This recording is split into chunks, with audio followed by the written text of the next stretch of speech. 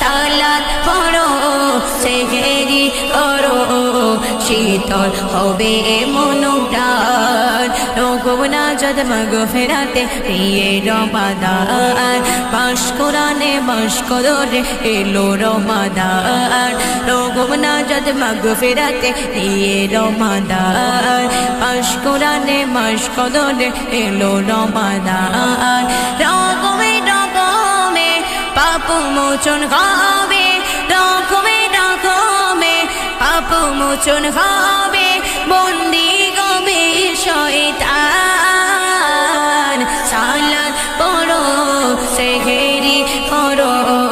শীতল হবে মন প্রাণ সালাত পড়ো সেহেরি করো শীতল হবে মন